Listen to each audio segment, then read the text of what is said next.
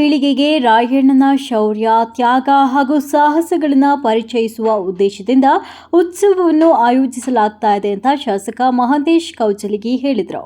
ತಾಲೂಕಿನ ಸಂಗೊಳ್ಳಿ ಗ್ರಾಮದಲ್ಲಿ ಜಿಲ್ಲಾಡಳಿತ ಮತ್ತು ಕನ್ನಡ ಮತ್ತು ಸಂಸ್ಕೃತಿ ಇಲಾಖೆ ಸಂಯುಕ್ತ ಆಶ್ರಯದಲ್ಲಿ ಕ್ರಾಂತಿವೀರ ಸಂಗೊಳ್ಳಿ ರಾಯಣ್ಣ ಉತ್ಸವ 2026 ಕಾರ್ಯಕ್ರಮಕ್ಕೆ ಅಧ್ಯಕ್ಷತೆ ವಹಿಸಿ ಮಾತನಾಡಿ, ಈ ಭಾಗದ ಪ್ರತಿಯೊಬ್ಬರ ಮನಸ್ಸಿನಲ್ಲಿ ರಾಯಣ್ಣ ಇದ್ದಾನೆ.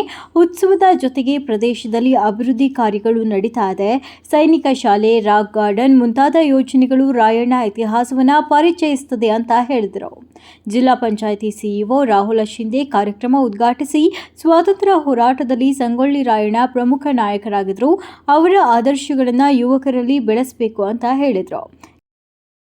ಕಿತ್ತೂರು ಕಲ್ಮಠ ಶ್ರೀ ಗುರು ಮಡಿವಾಳೇಶ್ವರ ಮಠದ ರಾಜಯೋಗೇಂದ್ರ ಮಹಾಸ್ವಾಮೀಜಿ ರೈತರಿಗಾಗಿ ಹೋರಾಡಿದ ನಾಯಕ ರಾಯಣ್ಣನ ಸ್ಮರಣೆ ನಿತ್ಯವಾಗಿರಬೇಕು ಅಂತ ತಿಳಿಸಿದರು.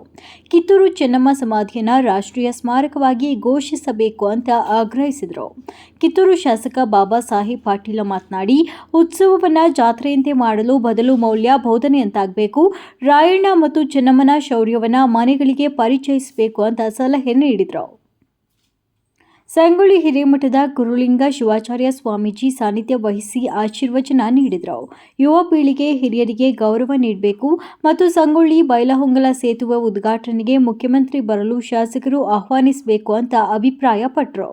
ಕಾರ್ಯಕ್ರಮದಲ್ಲಿ ಉಪವಿಭಾಗಾಧಿಕಾರಿ Praveen Jain, DySP doctor Veerayya Hiremath, taluk panchayat EO Sanjeev Junnur, tahsildar H N Shirahatti ಸೇರಿದಂತೆ ಹಲವು ಇಲಾಖೆ ಅಧಿಕಾರಿಗಳು, ಸ್ಥಳೀಯ ಪ್ರತಿನಿಧಿಗಳು, ಗ್ರಾಮದ ಜನರು, ಮಹಿಳೆಯರು ಮತ್ತು ಯುವಕರು ಭಾಗವಹಿಸಿದರು.